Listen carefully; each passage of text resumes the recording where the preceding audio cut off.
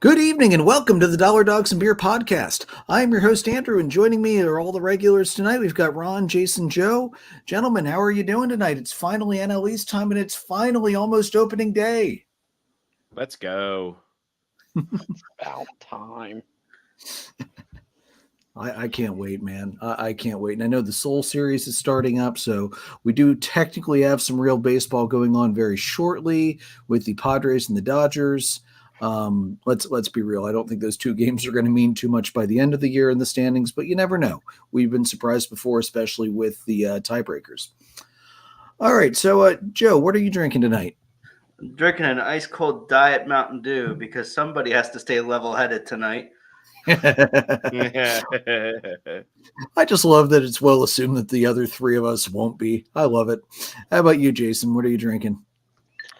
So I am drinking from, I looked it up and got the pronunciation. It's Noda Brewing Company, a cheerwine ale, because I am ready to cheer on the Phils for this season, while also listening to Braves fans continue to whine about how unfair the playoff format is. Yeah. There are issues with it, but that doesn't There matter. it is. Ron, Yep. what are you drinking tonight? I am drinking a Big Hug Fruit Barrel Blue Raspberry. Big Hug Fruit Barrel Blue. Oh, the Okay. old hug barrel drinks. Yeah. So Ron's just having sugar water tonight. Yeah, basically. I'm too tired to drink anything. I remember those. I always, if I didn't have a Lunchable that included like the Capri Sun, I would take one of those when I would pack a lunch for a field trip every Exactly. time. Poke through the foil lid and Yep. Go stabby stab, and then you're good to go. I don't know anybody who ever actually peeled off the foil lid to drink out of it. Why would you? That's silly. All right, and then for me, guys, tonight I am drinking one of Jason's favorite sours from Duclaw Brewing Company, the Sour Me Double Triple Berry. It's an Imperial Sour Ale. This is a strawberry, blackberry, raspberry puree. I am drinking it out of my new-to-me Savannah Bananas koozie, thanks to my sister-in-law, Shiloh, as a birthday present.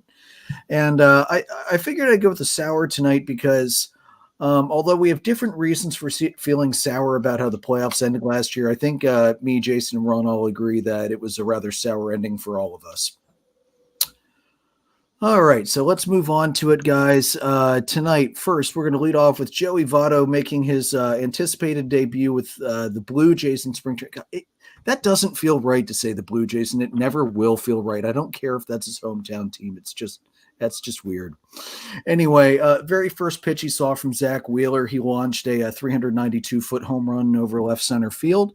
Unfortunately, that was the only action Joey Votto saw because after he got back into the dugout, he stepped on a bat and rolled his ankle. I'm sorry, that's funny. It sucks being old. That's all I'm going to say. It sucks being old. He figures he's going to be back really soon.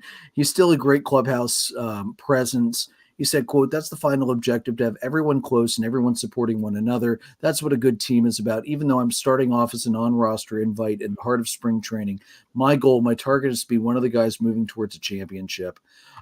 I love Joey Votto, and this is one of the big reasons why. He is such a team-first guy that he's cut from a different cloth. You don't see that anymore. He's truly treating this opportunity as a tryout. He's not coming in as a veteran guy making, with a list of 30 demands about this, that, and anything else. He's truly treating this as what it is. He's trying out for his last season to play again. And I love that. He's expected to start the season at AAA to give him more times than ABs to get ready and prove to the Blue Jays that he's ready to come back up. And at which point I would expect him to be DHing for the Blue Jays. I would assume they would keep Vlad at first to lessen the wear and tear on Joey Votto. So, it was exciting. I saw the replay and I was like, "Yep, Joey's back." And then I saw that he turned his ankle on a bat, and I was like, "Yep, Joey's down." This looks like the last couple seasons, unfortunately for him, but it's good to see him back. It's good to see him doing it well. So let's hope it truly is a quick recovery, because I'd love to see him back in the majors one more time. Yeah, right. definitely. I think it'll be cool just to really see what he has left, and I think just get get a chance to play with his hometown team would just be really cool to see, especially for the fans up there and for his family and fans and friends. I think that'd be great. Yeah, it's true. It's not like it's the one time a year when Cincinnati would visit Toronto that everybody could come see him play. It'll be a more regular thing now, which that's got to feel great for him, I bet. And I know, like we touched on before, I know Joe. You kind of wish he would have left maybe during his prime before, but because Joey could rake against anybody. Yeah, great ball player, great clubhouse guy, and glad to see he hopefully gets a shot here. And it's nice to see a pitcher handle getting a home run hit off of him without complaining about something. Right. I especially don't understand it during spring training when pitchers are flipping out when somebody hits a home run. It's spring training. Like, I understand the guys maybe that are fighting for that last roster spot being a little more upset with themselves, but at the same time, the guy who hit the home run might also be fighting for that last roster spot. I mean, it's just going to happen. Game 7 of the World Series, yeah, get pissed off. That's fine. Spring training, unnecessary. Just like getting ejected out of a game is unnecessary in spring training as well. Angel. All right, looking at some injuries for some potential fantasy impact guys. Garrett Cole, he's going to be shut down for 3 to 4 weeks. He's got nerve irritation and edema in his throwing elbow. So they're thinking he is going to start the year in the IL. Brian Cashman said at this point, if they need the roster spot, they'll put him on the 60-day IL, which would keep him out until late May. Otherwise, probably just a 15-day stint. It's going to depend on whether they need the roster spot or not. So Garrett Cole will not need Tommy John, but we're not sure exactly when he'll be back. So people like me who have him as a keeper, keep an eye on that. I am not going to change my keeper because if he comes back and he's fine, it will be worth the wait. Devin Williams, the closer for the Brewers, also expected to be probably one of the top 5 closing options this year. He was diagnosed with 2 stress fractures in his back. He's going to miss about 3 months. He is expected to make a full recovery without surgery, though. Danny Jansen, the backup catcher for the Blue Jays, is going to be out 2 weeks with a wrist fracture after a hit by pitch. For fantasy guys, if you grab Alejandro Kirk, you're likely going to get more action out of him in the early going than you would have otherwise seen, since he'll probably be playing just about all of that. I don't know that they'll bring another guy up for such a quick downtime. Twins closer, Jahan Duran, he's going to start the season on the IL with a moderate oblique strain. I believe he had like 27, 29 saves last year. Not a bad option. TJ Friedel, Red center fielder, he broke his wrist diving for a catch in center field. He is out indefinitely. They're going to reevaluate him in 3 to 4 weeks, so probably at least a 15-day stint. You could potentially see that start 15 and go retroactive to 60, depending on if it needs surgery down the road. And then Andrew Ron, they're after you. Yeah, I know, right? The wild west streets of Lidditz, man. You never know what's going to happen. And then Tommy Edman was the last one I had, card center fielder. He is also going to start the season on the IL with wrist discomfort. The Cardinals have not yet released how long they expect him to be out. So those are this week's fantasy impact injuries that you'll want to keep an eye on.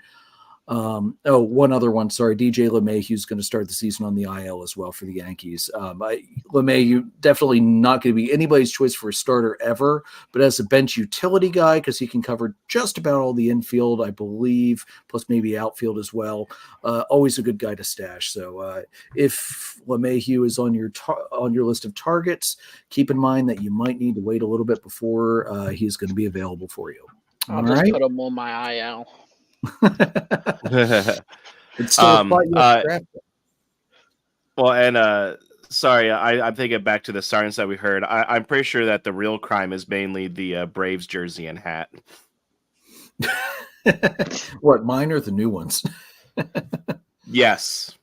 Yeah, the most typical response I could ever get. It's NLE's preview. We gotta. Yeah, I know. I was expecting it. Ron, I'm surprised you didn't break the Harper jersey out tonight. Listen, I have it sitting over there on my shelf. I was going to put it on, but I just got too comfortable in my Harper sweatshirt.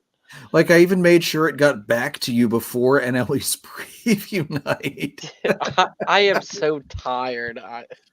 It's just ridiculous. Like if I could have just fell asleep on my couch and not did this tonight, I would have.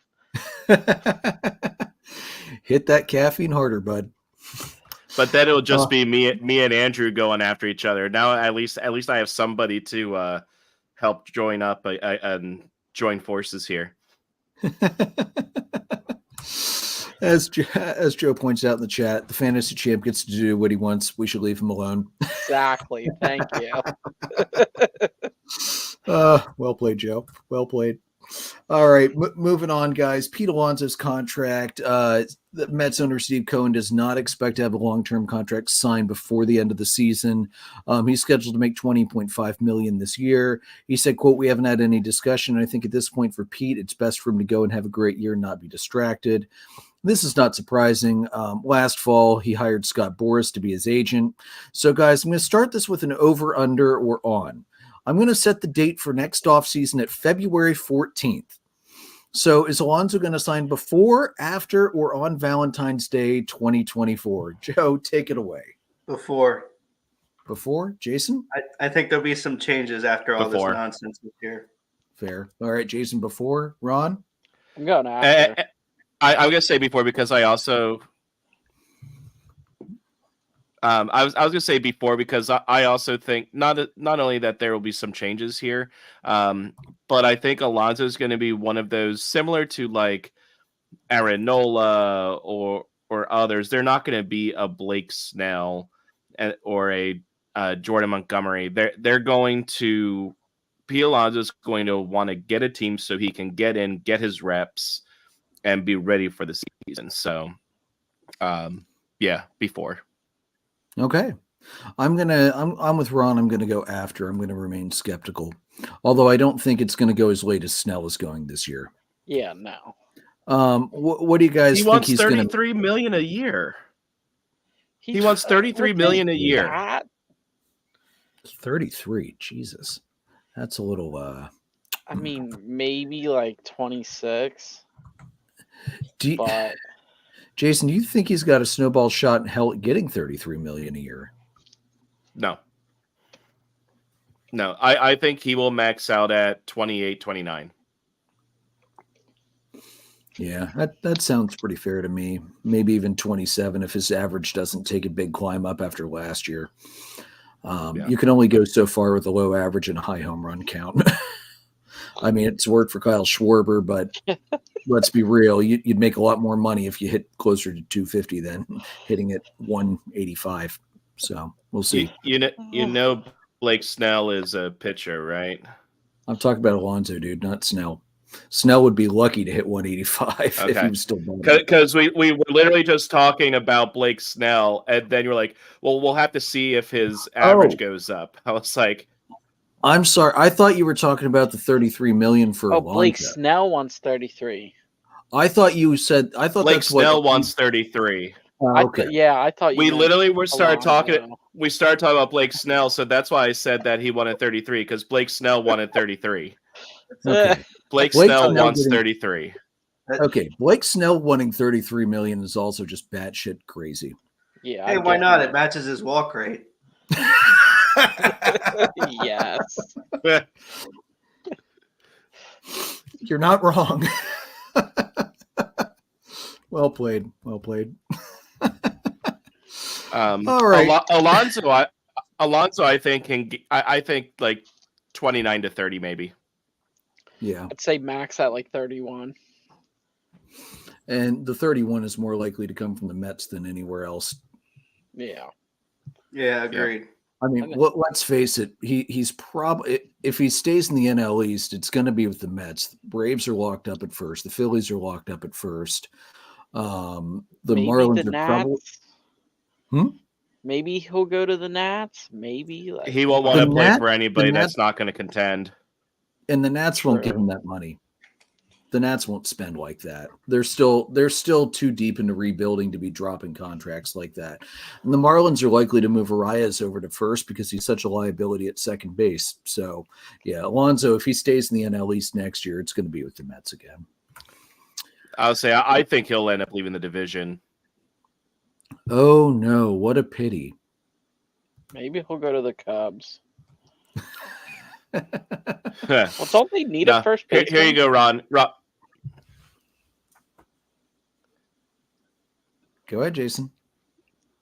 No, I was letting Joe answer Ron's question. I don't think that's going to happen, but it could. It wouldn't be a bad thing necessarily. It kind of depends on PCA and Bellinger and all that jazz. So yeah. So Ron, go ahead, Andrew. Go ahead. If the Cubs weren't going to go after Rhys Hoskins, I don't see them going after Pete Alonso. Speaking of Rhys Hoskins, Ron, what I'm going to see happen here, Rhys is going to opt out after 1 year, and then the Brewers will sign Pete Alonso, and then Hoskins will come back to Philly for you, and because Bryce will be like, you know what, put me back in the outfield, and then Rhys will be back to first base. God, I hope so. I hope so. I think that's literally Ron. I think that's literally Ron's like penultimate dream at this dream scenario at this point. I know that it's not going to happen, but I could potentially see Rhys opting out if he has a good year, and the Brewers then deciding to jump on the Alonso train. Yeah, that would not shock me. Because I don't think the Brewers, even if they don't do well this year, they're not going to go into full rebuild mode, not with Woodruff coming back next year. They've got enough coming down the line that they might just mark time for a year. All right, let's speaking of the NL Central, we've seen a lot of wild things happen in the Central this offseason. This might be the strangest story I've seen come out of the Central all offseason. The Cardinals, after finishing last place in the NL Central for the first time in, I don't even remember how many years it's been since the Cardinals were last and as bad as they were last year. The Cardinals decided to give manager Oliver Marmol a 2-year extension through 2026. John Mozeliak, the president of baseball operations, said, quote, "The most important thing for Ollie, the coaches or players, is to know that we stand behind them. We believe in that, and to go into the season, what's the phrase, the lame duck manager, just seemed to be like the wrong strategy." He's had a rather, let's be polite and call it a turbulent tenure so far.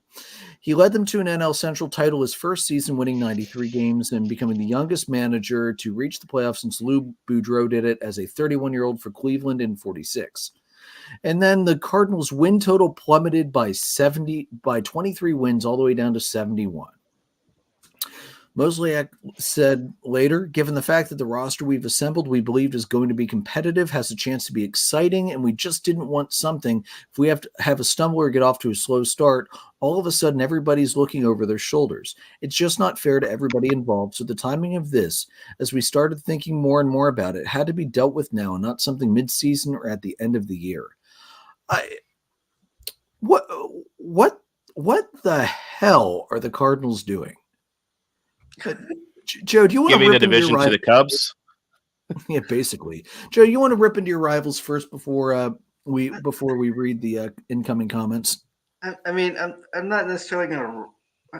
I don't know what to make of this. It's like, as I said in the group chat, this is, and I lived through it. This is like when Notre Dame gave Charlie Weiss a 10-year extension after he almost beat USC. Like that doesn't make any sense. You had the worst year in 30 some odd years. It's the first time they've had a losing season in 30 some years. And you extend the guy? Makes David Ross look like a fucking genius. I don't understand this at all. And I'm sure Zach has some thoughts for sure. But it doesn't make any sense to me. To reward such a performance just based on, the good-looking spring so far and what you've done in spring training, like that doesn't win you pennants. It just doesn't. No, like any team looking at their spring training record and being proud of having the best record in the league in spring training, bro, these don't count. These records literally don't matter. So many games end in ties because, again, the record in spring training doesn't matter. Jason, do you have the write-up from our friend Zach? I do. So I'm not happy personally, nor are the fans. Definitely shows that they're committed to giving him a fair shake, a 5-year runway, and that they don't blame him at all for last year. They've groomed him for this job for a long time, and I think he might still be the youngest manager in baseball. For more context, Yachty still hasn't joined the team this spring for his new role with the team because he's been busy with other commitments. That shows that maybe Yachty's time as an MLB manager is a little further out than what some people thought. Originally, it seemed like Yachty would step in if Ollie didn't get results quickly. That no longer seems to be the case, so it makes more sense to extend Marmol. And then I got TLDR. Ugh. That's a great TLDR, one of the best I've seen. I don't get this, guys, and like them trying to claim Marmol being as great as he is. The best parallel other sport reference I could think of is when Tampa Bay won the Super Bowl in 2002. Everybody claiming that, oh, John Gruden did a great job. John Gruden used Tony Dungy's well-built roster and just made a few tweaks. John Gruden did not build that roster into a Super Bowl winning team. And as we look at John Gruden's future teams and efforts, it is very apparent that John Gruden was not the next coming of Bill Belichick as far as coaches goes. So I just don't get this. Why? Like that 93 wins, that was great. That was awesome. No doubt about it. Again, that's coming off the success of another manager that was already doing really well. And that I remember when we talked about it on the show, we couldn't understand why the Cardinals made a change at manager at that point. It really made no sense. And this makes even less sense now. It's like they don't want to accept the fact that they've got a dud of a manager and decided to double down with it. So, yeah, Joe, congratulations on the NL Central title. Because anybody who picked the Cardinals as dark horse favorites, I wouldn't like that at this point. Not with Marmol being no. Now that he's gotten the extension, he's going to be comfortable this season. He's not going to feel the urgency if they get off to a slow start, which, as we talked about last week, a slow start will doom this Cardinals team. They do not have the roster to be able to overcome a really bad April and May.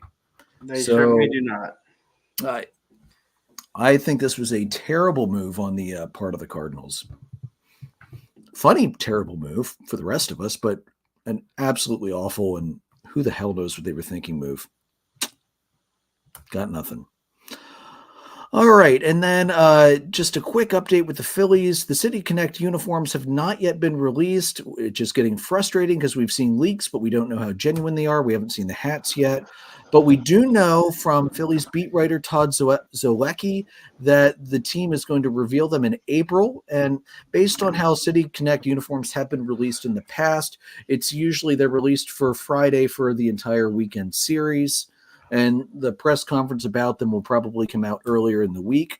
So looking at the schedule, they'll be revealed either during the Pirates series or the White Sox series.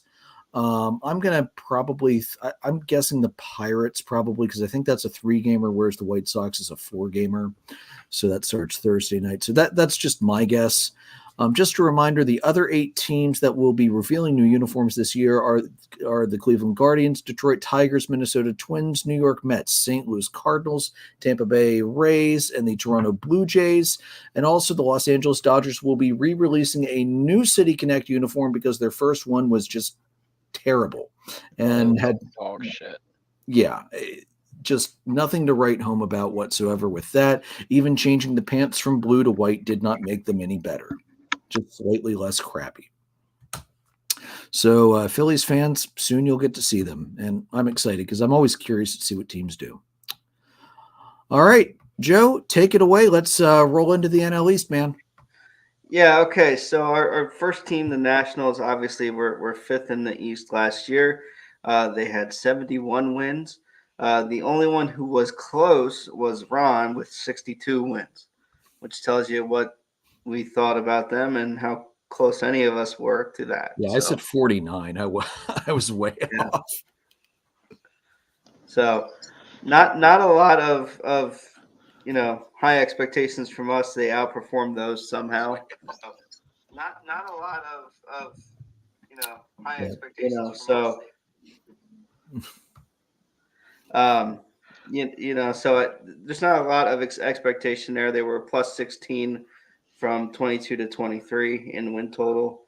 The projected lineup: C.J. Abrams at short, Lane Thomas at right, Joey Meneses at DH, Joey Gallo at first base, Keibert Ruiz catching, Eddie Rosario in left field, Nick Zenzel at third, Luis Garcia at second, and Victor Robles in center. Their starting rotation: Josiah Gray, Patrick Corbin, Jake Irvin, Mackenzie Gore, and Trevor Williams. Bullpen: Kyle Finnegan, Hunter Harvey, Tanner Rainey, Jordan Weems, and Dylan Floro. Not a whole lot of high expectations here, at least I don't think. They didn't re-sign anybody who was under contract. Their new acquisitions, other than Zenzel, Floro, and Gallo and Rosario, nothing else much more to write home about. They lost Carl Edwards Jr. out of the bullpen, Dominic Smith from first base, and Jeter Downs, who was playing short for them. Not a whole lot of movement here. I don't think they definitely didn't get better, but I don't know what that means for the success this year. Yeah, one thing I do like about this lineup, I love the speed at the top with C.J. Abrams and Lane Thomas. That's good speed. They finally have some legitimate bats to maybe try and drive those speedsters home with Meneses and Gallo. Eddie Rosario, I think it's a good pickup for them. He'll give them a little bit of pop in the middle of the lineup, as I watched in Atlanta the last couple of years. I think it's great that Josiah Gray is getting his first opening day start. I'm glad they didn't give it to Patrick Corbin just because he's the veteran guy, because the last couple of years, Patrick Corbin has lost a ton of games. And I know these Nationals teams haven't been good over the last couple of years, but it's good to see that they're going to give their young ace a chance to step up into that role. So that's good for him. Ron, Jason, what do you guys think about the Nationals? I don't really see them improving much. Like I said last year, they're pretty much just a farm system up in the big leagues. They got a lot more speed than they have had over the years, and just letting young guys actually go to work and see what they can put out there. Jason? Yeah, I mean they're gonna be bad. The only thing that they really have going for them, I mean, looking at their lineup and their rotation as far as the projections go, C.J. Abrams is a young guy that I think can develop and become a star, but I don't think that will be with the Nationals. I think he's going to be held back by being on that team. Keibert Ruiz has a lot of potential. They are, I mean, aside from Joey Gallo, overall, a semi-young team as far as prospects go. Josiah Gray in the rotation, Patrick Corbin, even Mackenzie Gore. For all of them, it's a matter of health and whether or not they can get the run support to be successful. They're not going to go up in wins, that's for sure. Honestly, this is a team that's really well built to play more of like a whitey ball style, like the Cardinals from the 80s. You know, use your speedsters, hit the ball around the field. Don't try and overload on power too much, except for those couple guys that have it. It's a team that could make things interesting. They might even start hot. I don't see this team with a sustained run in them, though. And here's the thing. They have a good farm system. They've got a lot of good prospects, but most of their prospects are not MLB ready. The only MLB ready guy at this moment would be in their top 10 would be Cade Cavalli, who's their number 4. Everybody else in their top 10 is AA or lower. So they have talent down there. And I got to see some of it a couple years ago when I went to see the Senators play, even though the Senators were god awful. Those guys that are climbing their prospect lists are definitely have a good shot of being stars at some point. But this is a team that's still, I think, at least 3 to 4 years away from serious contention in the NL East, especially given how good the top of the division is. And Atlanta and Philadelphia aren't going anywhere anytime soon. So it's basically, for everybody else, it's a crawl to get to the last 2 wild card spots. And this team, 3 to 4 years away, I think. All right, Joey, what do you think for the win total for the Nationals this year? I'm going to go 67. 67. All righty. Jason? Yeah, I was thinking right around 68. Okay. Ron? Not quite the good number. Go ahead, Ron. I was going to go 69. Nice. I really badly underestimated them last year. And just a... You still there, Jason? All right. Well, anyway, I'll move on. Wait till Jason hops back.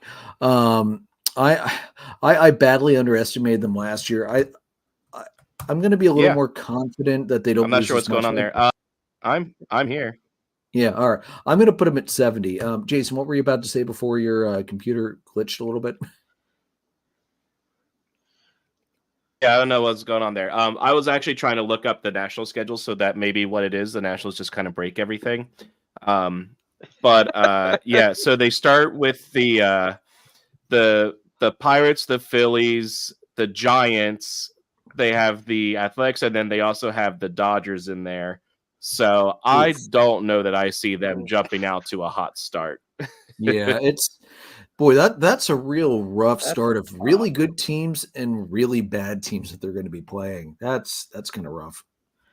Yeah, so we'll see. I'm going to stick with 70 though for my prediction. All right, Joe, how about the Mets? Yeah, last year 75 and 87. Do we need to say whether or not 5th place?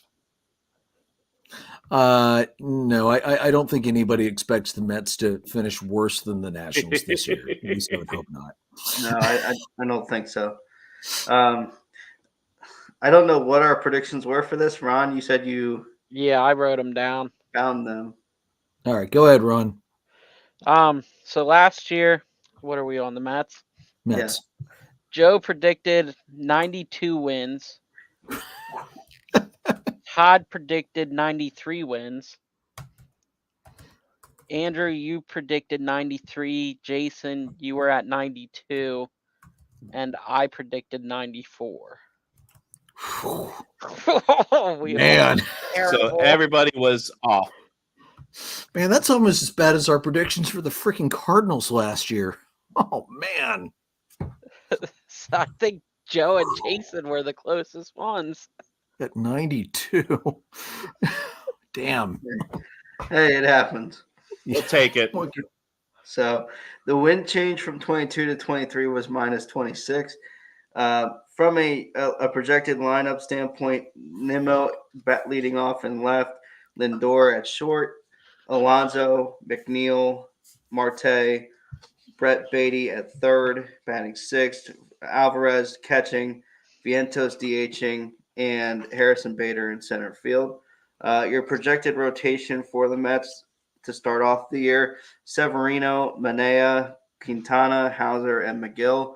Reminder that Senga is on the IL to start the year. From a bullpen standpoint, they do have Edwin Diaz back. They do have Ottavino, who they re-signed in the offseason, Drew Smith, Brooks Raley, and Michael Tonkin. They did pick up Joey Wendell. They also, obviously, Severino, Bader, Fujinami, Ingram, a couple of other guys.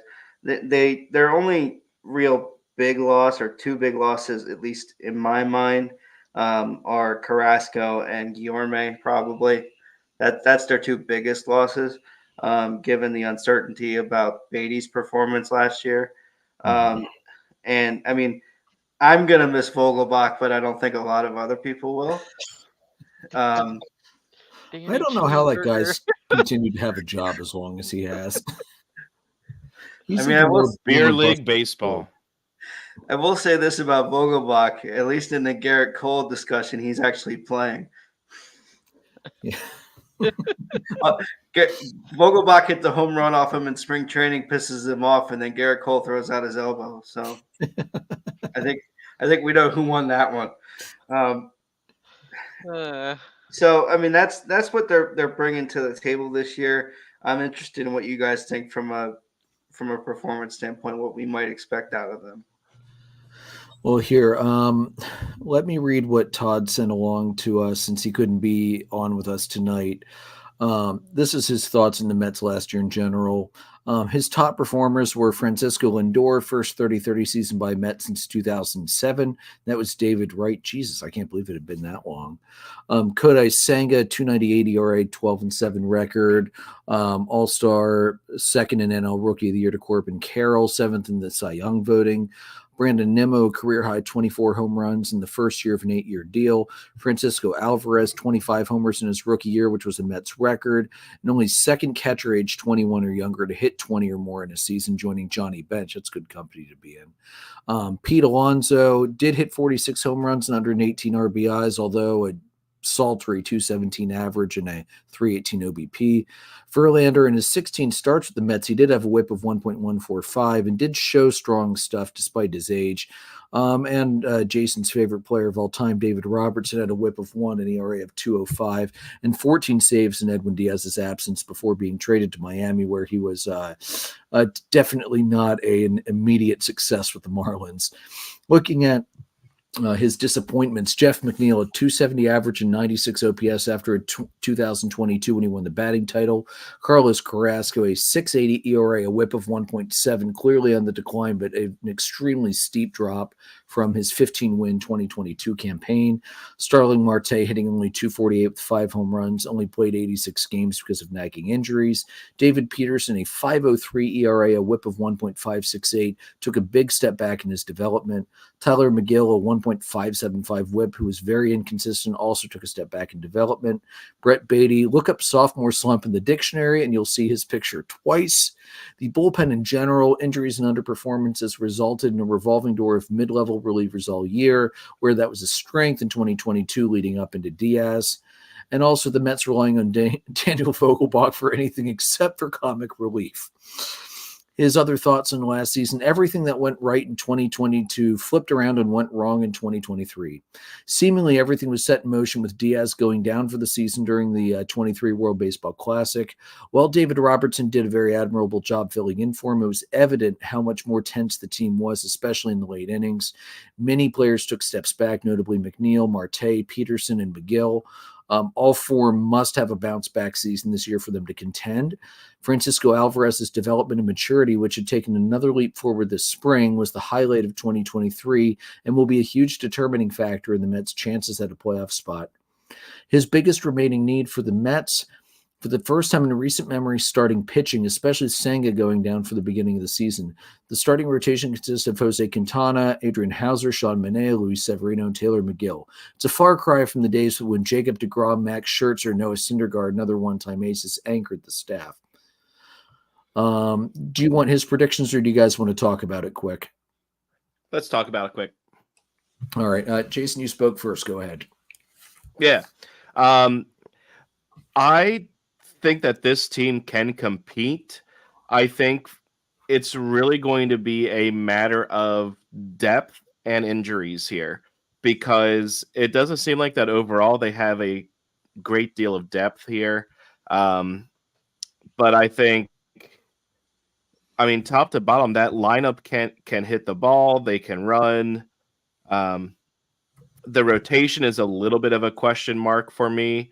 and the bullpen, aside from Edwin Diaz and Tommy Trumpets, I mean, it's going to be tough, I think, for them to get the lead to him in the ninth. So it's a team that has good potential, but can also be just like last year. Yeah, depth is a huge concern, I think, for the Mets this year. I mean, looking at their top prospects, Luis Angel Acuna is in AAA. Ronnie Mauricio will likely start with the club or start in AAA, but beyond that, everybody is AA or lower in their top 10. So not a lot of depth they can immediately pull up from. I know Atlanta got lucky pulling guys up from AA. That's not common. And most franchises don't risk bringing guys up from AA because it's such a steep jump from AA to the majors. So I'm not sure I see anybody down there that I would think the Mets would, risk their development bringing them up like that. I have to say, I loved seeing Diaz come in spring training. I loved seeing hearing the trumpets come back out. It is still to this day my favorite bullpen entrance of any player in the majors. And it was a fluke injury last year. So it seems like everything is back to normal. I watched some of the replays of his pitching this spring, and it looks like he basically just skipped 2023 and didn't have anything wrong with him at the start of spring training. So at least they have their anchor back, and that will be huge for that team. Michael Tonkin that they got from the Braves, he's going to be a back end guy for them. He's not, I liked him, but he's never going to have setup man stuff. He's a mid guy, maybe a mid-low guy.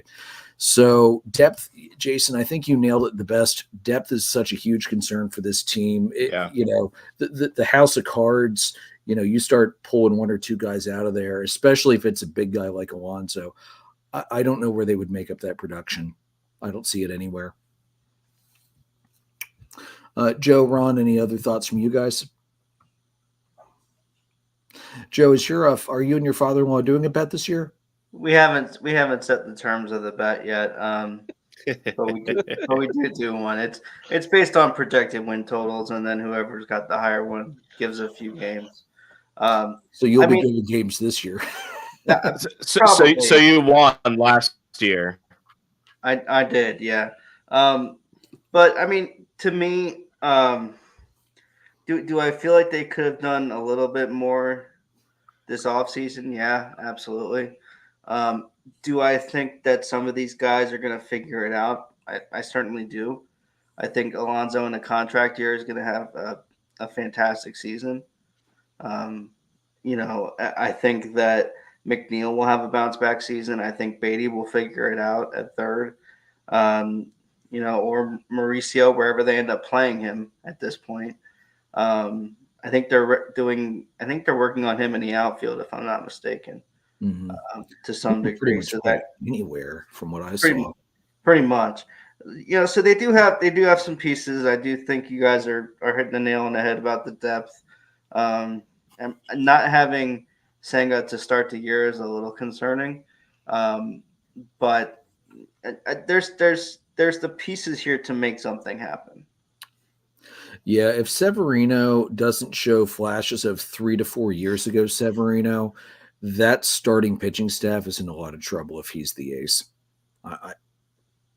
It's because he has not looked good coming off the Tommy John surgery the last 2 years for the Yankees. So yeah, we'll see if maybe a change, normally a change of scenery would help, but he really didn't change much scenery. He just moved a couple miles from one ballpark to the other. So we'll see how much that actually helps. So the predictions from Todd for 2024. The Mets should improve from last year because 2023 was basically Murphy's Law in baseball form. The team with the highest payroll in history should not win only 75 games, no matter how rich the owner is. It's very difficult to predict any team's record, let alone a team with the volatility of the Mets. If everything goes right like 2022, they could win 90+ and get into a wild card berth. If everything goes wrong like 2023, they could lose 90+ and potentially finish behind Washington. Hope lies in the fact that Edwin Diaz is back in the bullpen and looks just like he did in 2022 during the couple spring training games he's been in. If Alonso can focus on increasing his batting average back to at least a 250 level, Starling Marte can get at least a semblance of his 2022 season, and Severino can channel his 2017-18 seasons. The Mets could very well be playing October baseball. His prediction is a final record of 84-78, good for third in the division. That is Todd's prediction, 84-78 and third. Ron, you've been quiet for a while. What are your thoughts? I don't think they're gonna win 84. No offense to Todd liking the Mets or anything, but I'd see him. I'd give him 78 wins and finishing fourth. I think they're gonna be a good team one day, but it still needs work. Okay, Jason. I'm a little more on the side of Todd here. I think this team has a really good potential. I think I'm going to give them just over 500. I'm going to go with 83 wins. I was leaning 84, but I can't be the same as Todd. So I'm gonna drop them a win from that prediction. Go 83 wins, but I do think that they will wind up third in the division. 83 and third. Okay, Joe. I'm gonna be a little bold on this one. I'm gonna say 90 and third. 90 wins and third. I remember when we were talking about the NL Central, we weren't sure if a team was going to hit 90 wins. And now we're talking about a third place team with 90 wins. Crazy. It's not out of the realm of It's not out of the realm of speculation, though. No. I do remember Alonso was hurt for the middle of the year last year, and he got hurt right in the middle of a hot streak and never really regained momentum. So, the average we should take with a little bit of grain of salt because looking at his career, he is a 251 career average guy. So I think the average will rebound if he stays healthy. I think I'm going to go in between Joe and I'm going to go in between Todd. I'm going to say 86 wins. And I think they are going to be third. I think they're going to pass the Marlins. All right. Anybody else have any piling on they want to do upon the Mets before we move on to the surprising third place team last year, the Marlins? I would not be upset if they ended up in fifth. Would any of us? Joe's got a bet on the line, and let's face it, there's never been a lot of love between the Braves, the Phillies, and the Mets. see if they could just get like under 60, get like 59, 58 wins. That would be ideal. That's not going to happen. As ideal as it might be, that's not going to happen. No. Although if they have enough injuries to that pitching rotation, who knows? I just had a thought. Given the fact that Cohen's willing to splash money everywhere, do you think we might see Blake Snell with the Mets with the Kodai Senga injury? Mm-mm. No, I think if either Todd.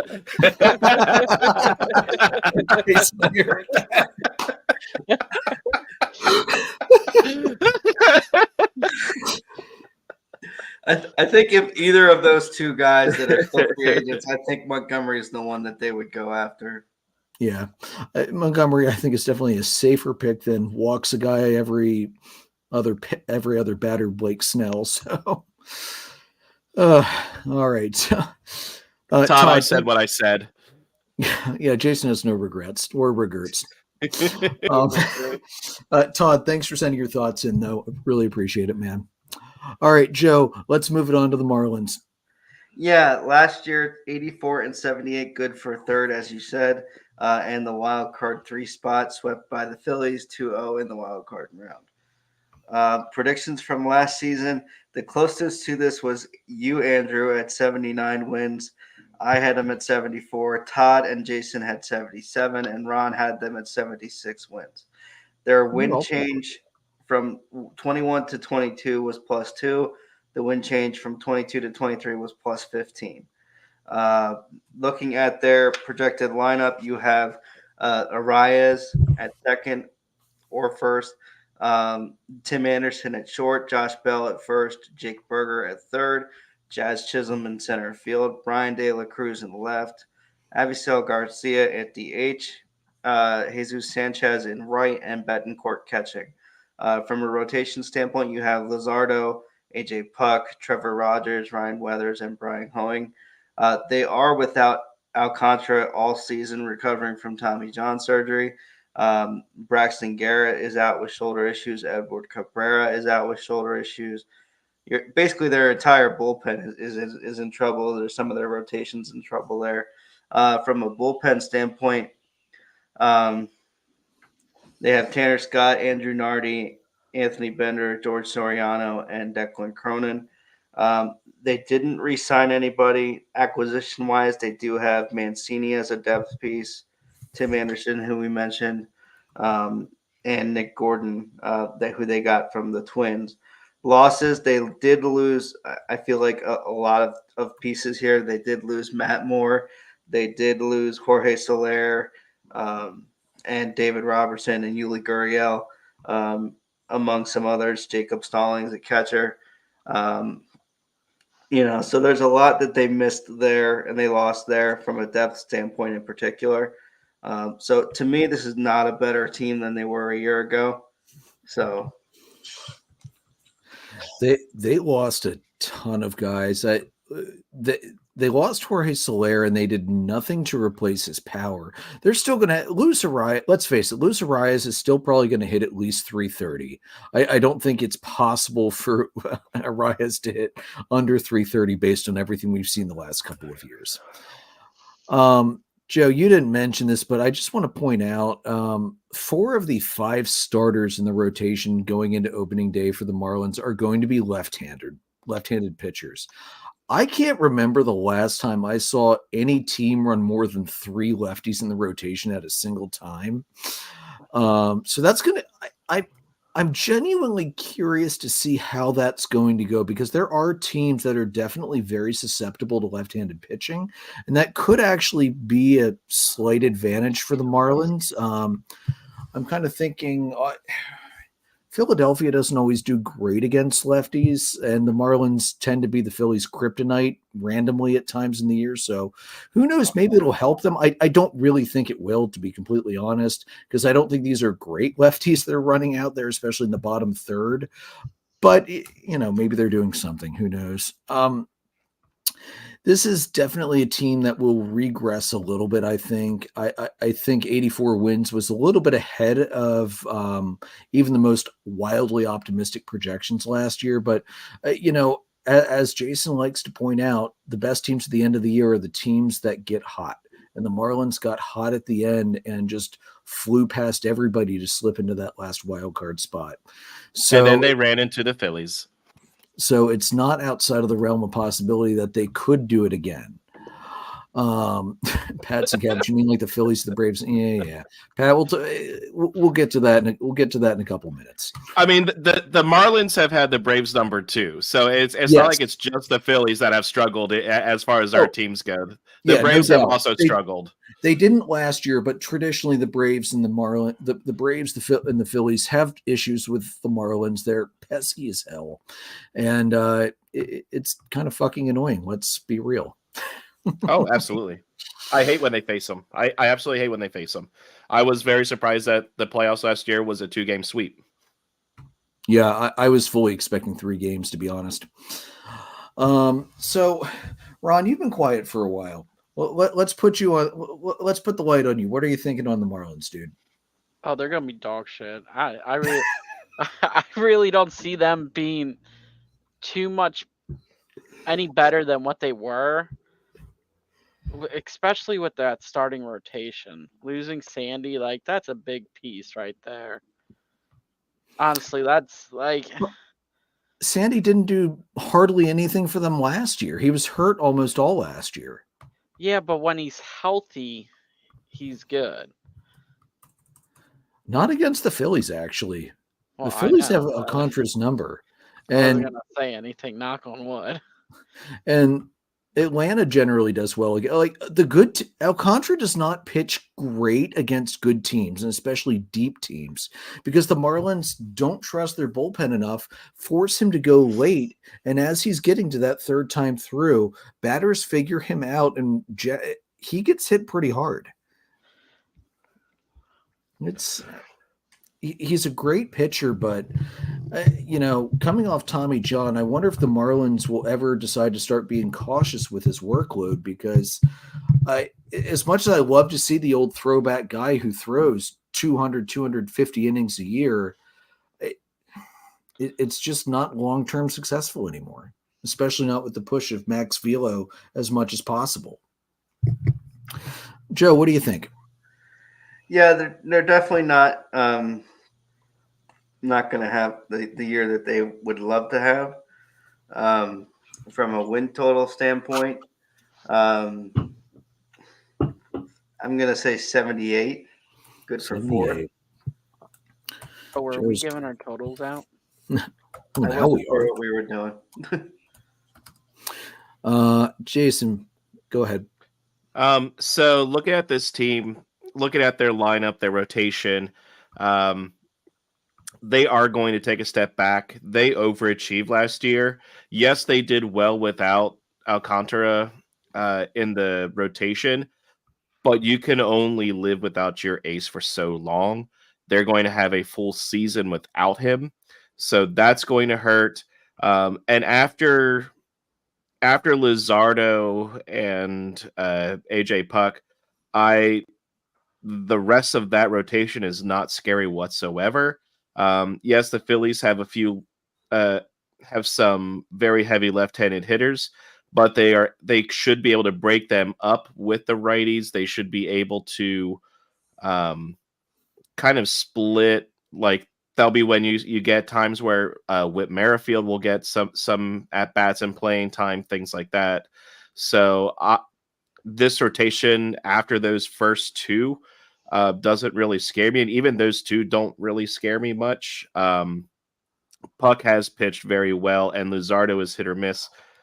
The lineup, Arias at leading off is solid, but you're relying on 50-year-old Tim Anderson, and 55-year-old Josh Bell, and then you have Jake Cheeseburger here, who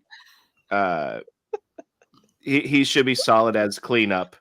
Then you have I can't say what I wanted to say for Jazz Chisholm, but I think he's even taken a step back. So it's a matter of, does he bounce back? This team's going to take a step back. I think they're going to be under 500. They're actually going to be down in the 70s. I'm going to go 77 wins and 4th place in the division. 77 and 4th for Mr. Jason. Okay. Ron, go ahead. I'd give them 79 wins, and I'd put them in 3rd above the Mets. But Ron is just not loving the Mets this year. And you know what, guys? I'm here for it. It's so hard to say what the Marlins will do, because this is a team that traditionally can't stay healthy anywhere. Jazz Chisholm, when he's healthy, is a great player, but he's been hurt, I think, just about every season he's been up. I would know. I'm an idiot, and I draft him in fantasy baseball a lot and end up either IL stashing him or tossing him aside for somebody that can, stay healthy. So Jazz Chisholm, great guy when he's there, but he's just not there enough. And even moving him into the outfield last year to try and keep him healthy didn't help. He still got hurt. I don't know what they want to do with that. I think the Marlins are actually one of the harder teams to predict this year. So I don't know. I think they're going to end behind the Mets. Let me see. I had the Mets because I already forgot. I had the Mets at 86. I'm going to put the Marlins at, I don't see them hitting 80. I'm going to go 79. I'm with Ron. but I'm going to say fourth, not third. Alrighty, and now it's time for the heavyweight contenders in the division. Joe, we'll give you a break. Jason, Ron, take it away with the Phillies. I'll start it off because I have our predictions from last season written down. So it's just going to work out better that way. So we're looking at the Phillies, the record from last season, 2023. They were 90-72. They came in second in the NL East. Of course, just couldn't catch the Braves. I don't think anybody could, unfortunately, as much as I don't like the Braves. But they took the first wild card spot, and unfortunately, they got eliminated in the NLCS. Yeah, But we'll celebrate that NLDS, right, Ron? Yeah, I'm getting to that. After knocking the Braves off for the second year in a row, I think it was, and I think they were like 3-1 in the NLDS, came into the NLCS, just couldn't hang on, unfortunately. So the predictions from last season, Joe had the Philly at 93 wins. Todd gave them 90. Jason, you had them at 95. Andrew, you had them at 94, and I had them at 92.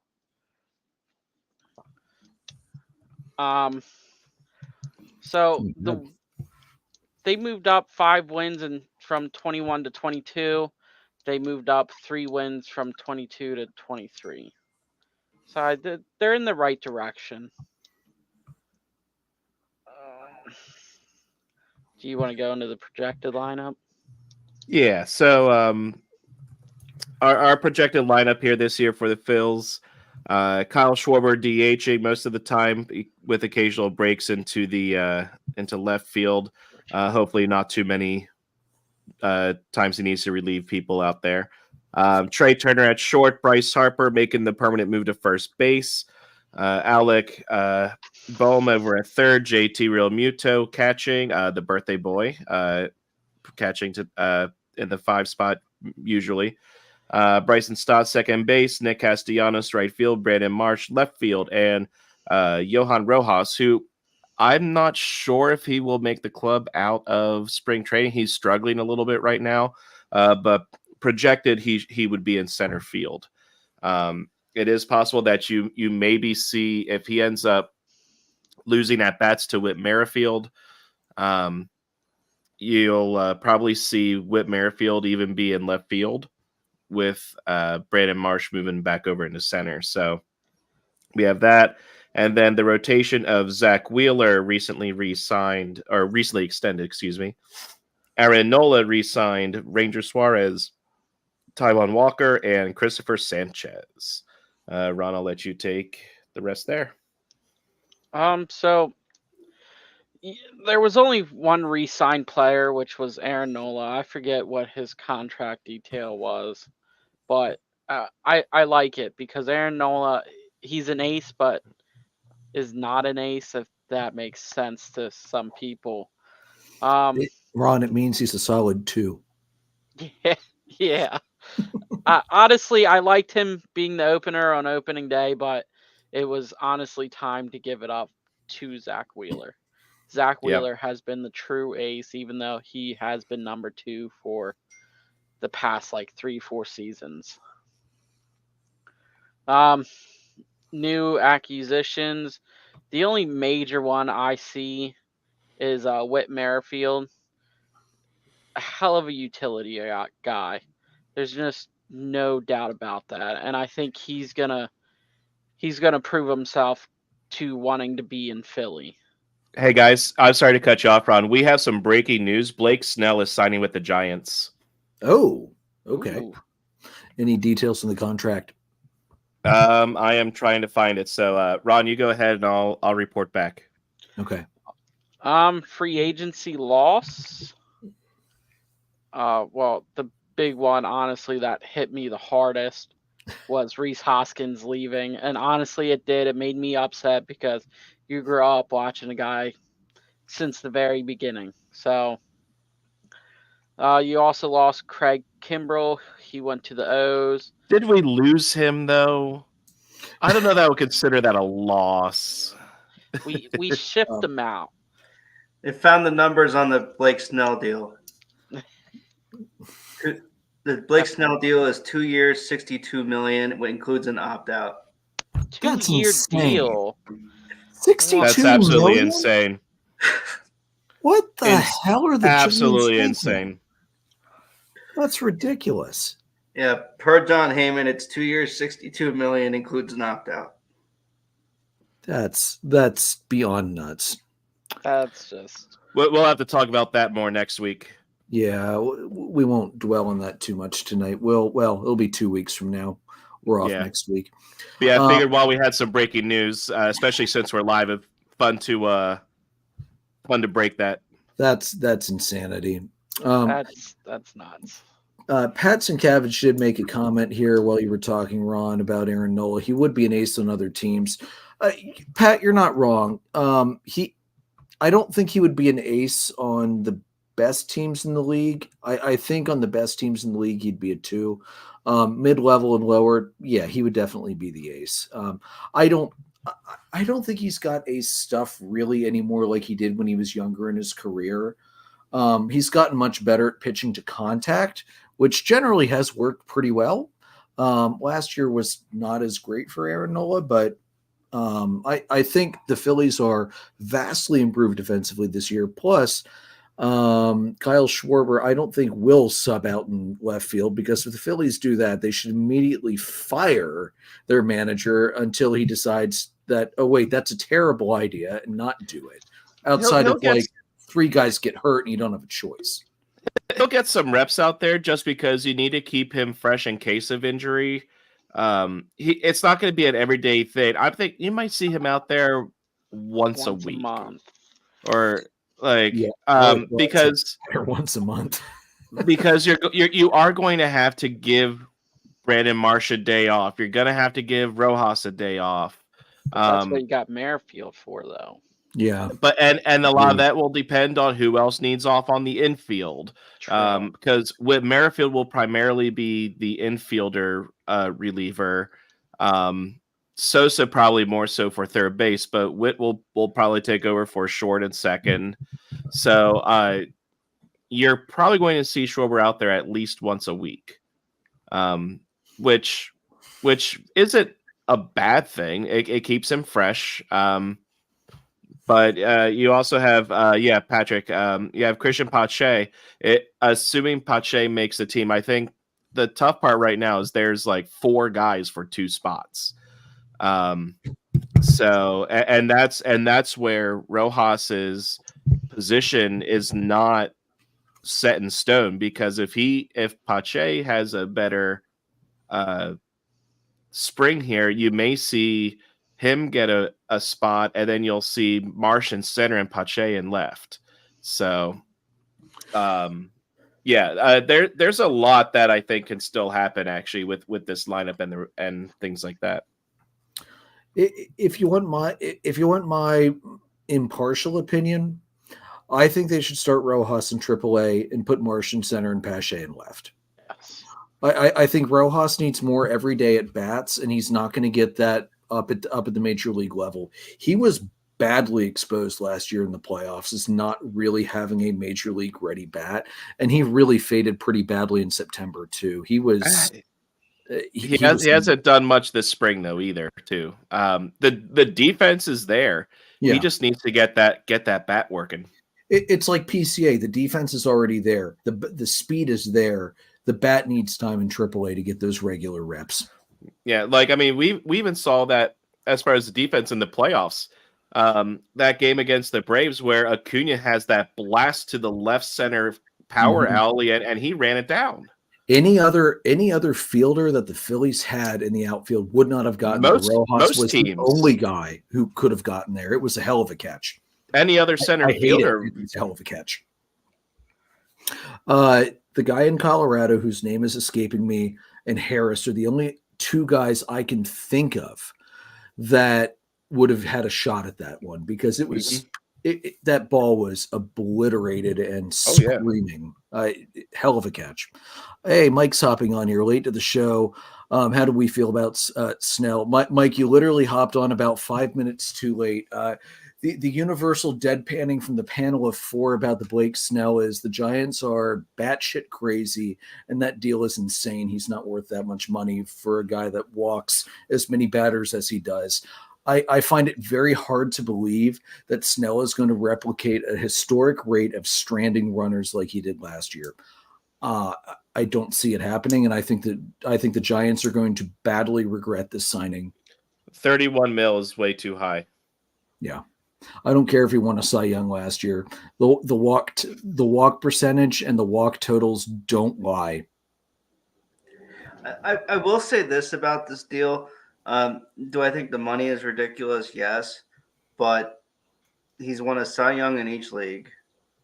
He's performed in the playoffs when it really matters. So do I like the money? No. Do I like them picking him up as an option for their rotation? Yeah, I do. That's fair. That's very fair. Yeah. All right.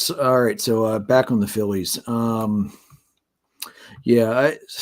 sorry. I lost my train of thought. Anyway, we were going through the losses and everything. Just kind of overall thoughts. Again, I hope Schwarber stays at DH. I don't want to see him in the field. Well, unless he's playing Atlanta, in which case I do want to see him in the field. I mean, he played 103 games in left field last year, and he somehow came up with a negative 2.9 D WAR. That's as a left fielder. That should never happen. One other thing I don't understand. I know Thompson loves to talk about how they always do well with Schwarber leading off. Why don't you put Trey Turner leading off, get him on base, distract the pitcher so that you could hopefully get more mistake pitches to Kyle Schwarber. Plus, he would have Bryce Harper protecting behind him. I've never understood why he goes Schwarber, Turner, Harper when I think it would make so much more sense to go Turner, Schwarber, Harper in the lineup. I know why. I'm not saying I agree with it, but I know why. And I see the point. Schwarber draws a lot of walks. Schwarber gets on base a lot.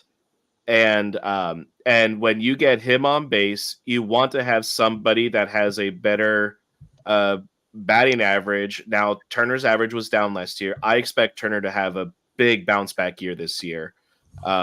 So we saw that even the second half of the season. So you want somebody like Turner batting behind Schwarber since he gets on base. And then you have Harper essentially protecting Turner.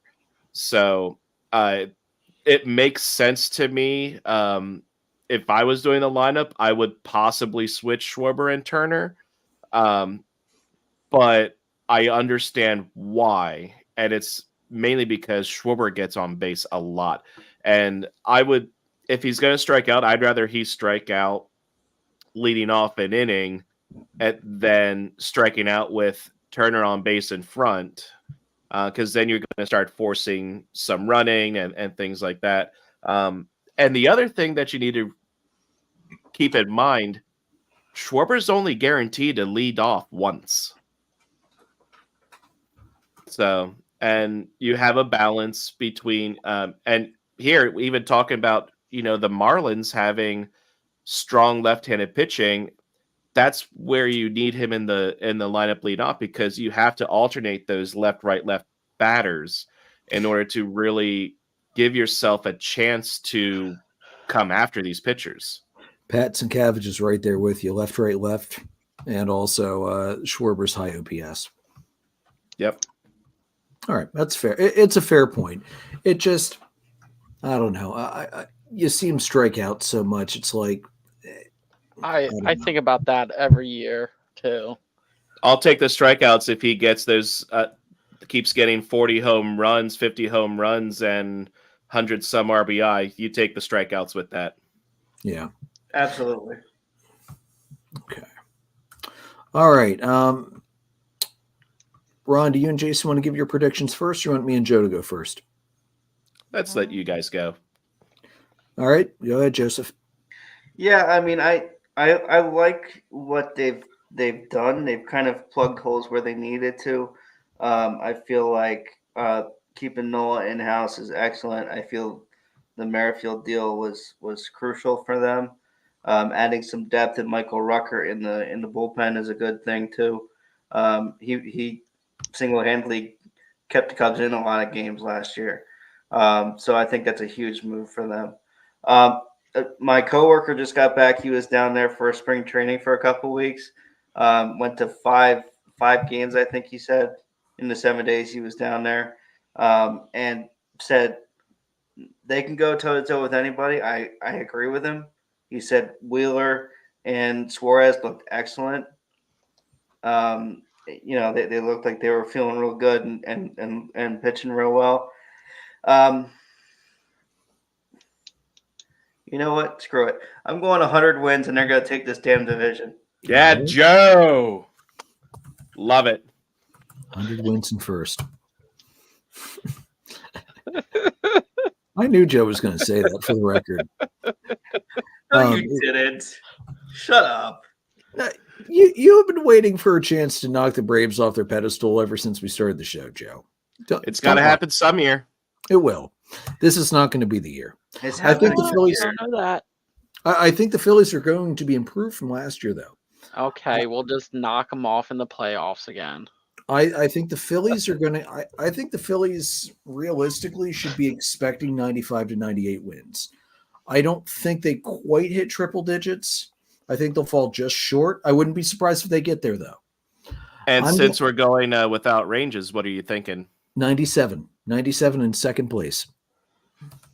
I'm assuming a wild card spot in there. Oh, wild card one. If they're not wild card one, I will be shocked.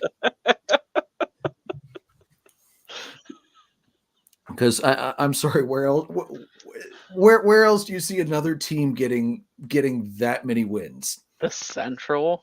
Come on, the Giants. The Giants. Now that they have Blake Snell, that's his WAR was what in the 5s or 6s last year, so they'll go from third to second. They're not getting 90 wins. Wow. I will say, if there's one thing to say about the Snell deal, the Giants are definitely not going to roll over and let the Dodgers run away with it. That's good to see because I like seeing the NL West absolutely annihilate itself on the run to the playoffs. The Dodgers will just take it at a slight jog instead. Right. So the Dodgers, instead of winning 110 games, they might win 107 instead. And lose out in the first round. Yeah. Well, that's not going to change, clearly. The Dodgers are like the freaking Blue Jays. Until they actually do it again, I'm going to keep calling them one round and done.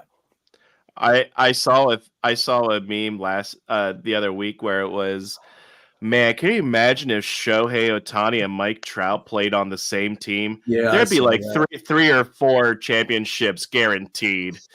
I feel like Joe actually shared that in the group chat. I think he possible. did. Yeah, it's possible. But it's funny it was circulating for sure. Yeah. Nevertheless, it was hilarious and true. All right, Ron, what are you thinking, dude? I'm going to go 95 wins and second. 95 and second. I think the Braves are just probably going to push past the Phils just a little bit. Okay. Wild card one, I'm assuming? Yes. Be crazy not to say that, honestly. All right, Jason, let's hear it, dude. Phillies aren't going to be getting wild card one. They're going to be taking this damn division. It's we'll see. No, but in all seriousness, like I fully expect the division to be very close this year. I know last year it started out close and the Braves kind of ran away with it a little bit. I don't think that's going to happen this year. I think it's truly going to be a coin flip as to who wins the division this year. And of course, I do have to go a little homerish and take the Phils in this one. I know, Andrew, you would be upset if I didn't. I would fall off my chair if you didn't. But I think this lineup is solid. You're going to have bounce back years from Trey Turner, and even Schwarber. Castellanos is going to continue. Brandon Marsh is continuing to develop. Bohm is developing still. You have the best catcher in baseball in JT Realmuto. You're also going to have a full year of Bryce Harper. Remember, he missed the first couple months last year.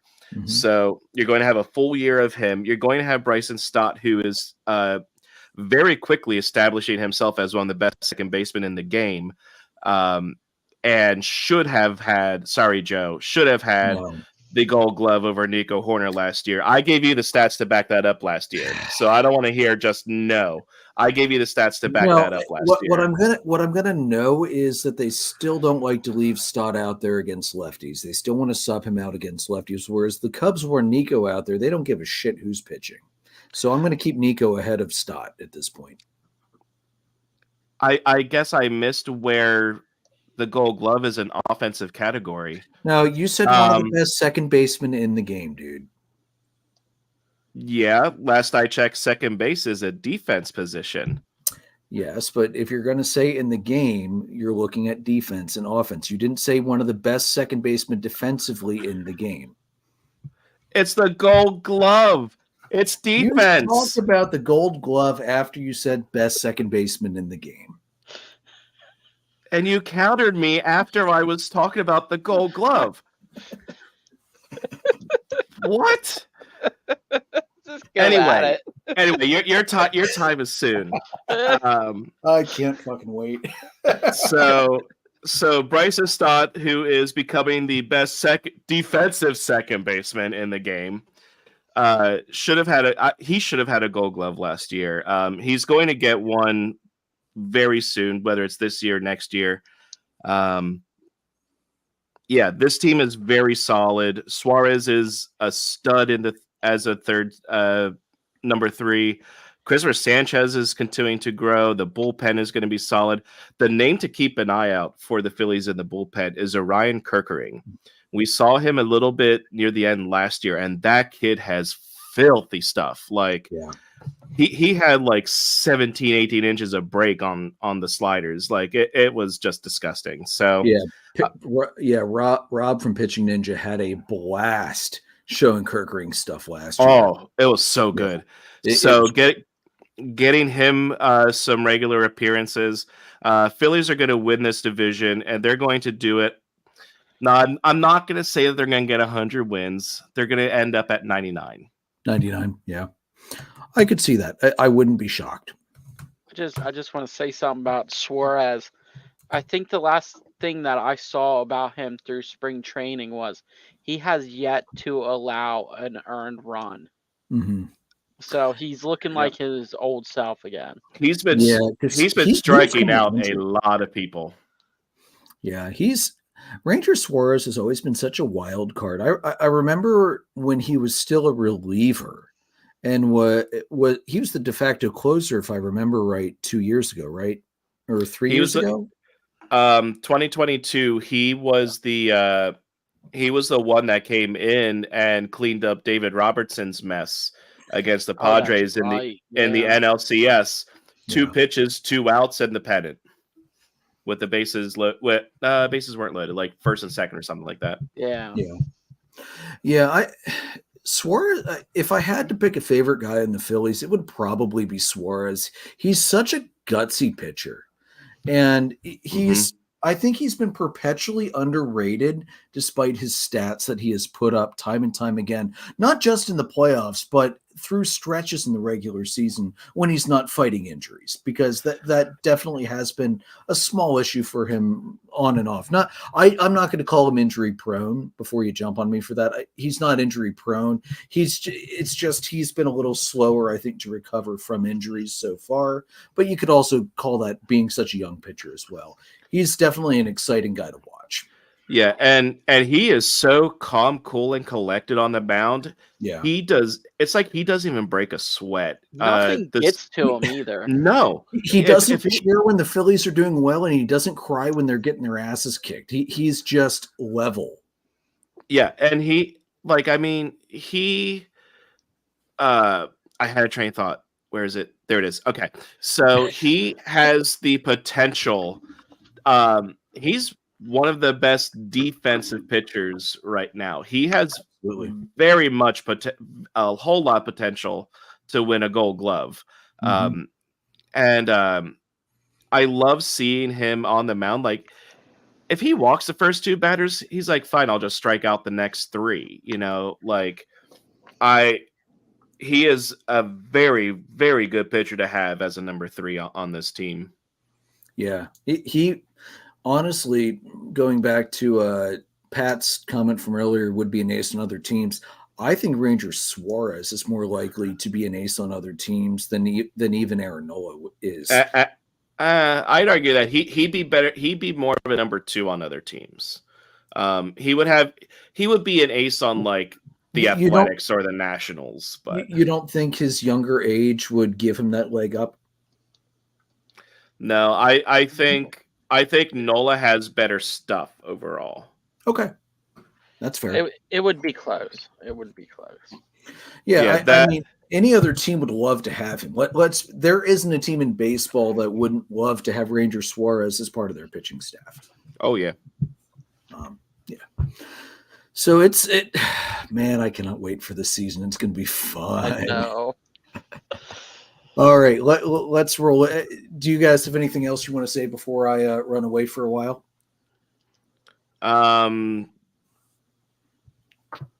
The Braves can go to hell. I wasn't gonna say it.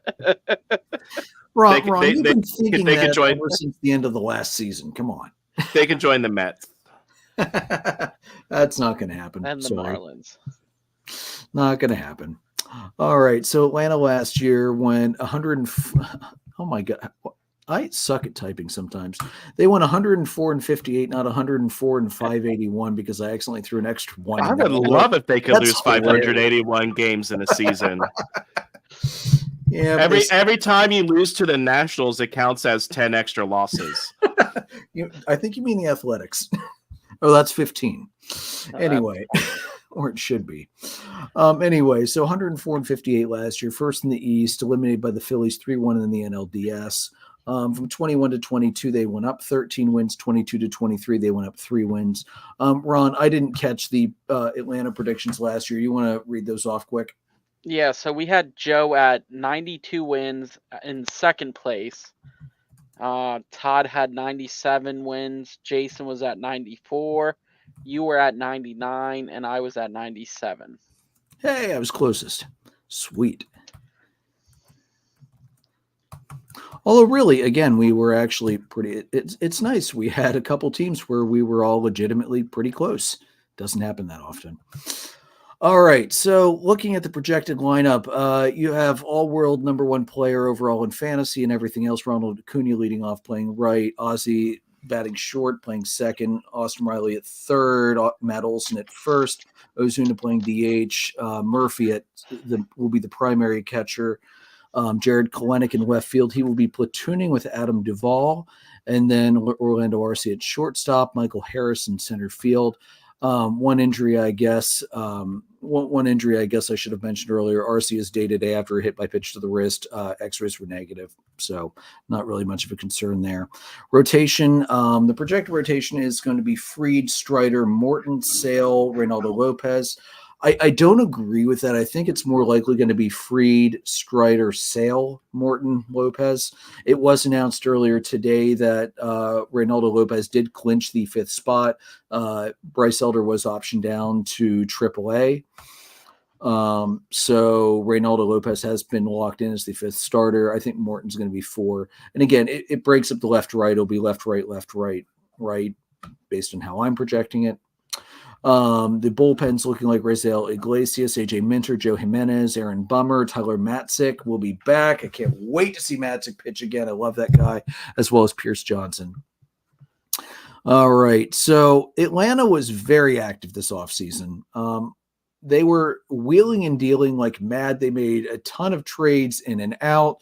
Alex Andopoulos, as we have noted many times over the years, AA doesn't lose a trade very often. It doesn't matter if it was his time in Atlanta, his time in Toronto. The dude doesn't lose trades. He took on a lot of bad contracts and he did a lot of money shifting. So I'm not going to read all of the trades he did. I'm just going to highlight the big ones. Best acquisition by far, Reynaldo Lopez. The fact that he was able to sneak in and steal the the fifth spot. Angel Perdomo, when he comes off the IL, will also be, I think, a very valuable attribute in the bullpen along with Ken Giles. I love the fact that they got him Adam Duvall for 1 year, $3 million to be a platoon with Kalenic in left field. The big trades, the biggest one was getting Kalenic from Seattle.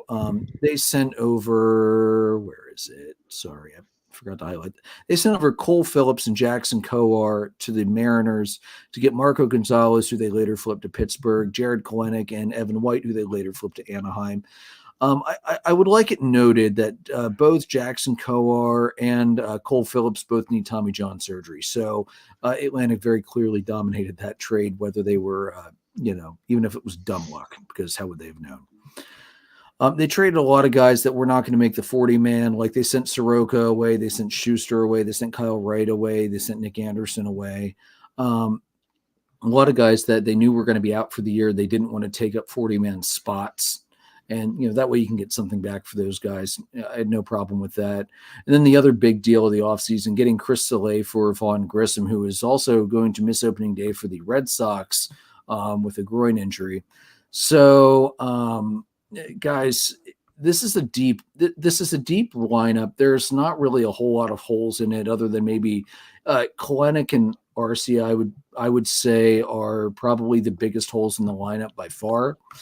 Not that that's really much of a hole. Arcia was an all-star last year. Kalenic is a former first overall, or not first overall, but a first-round pick. Mets originally, if I remember right.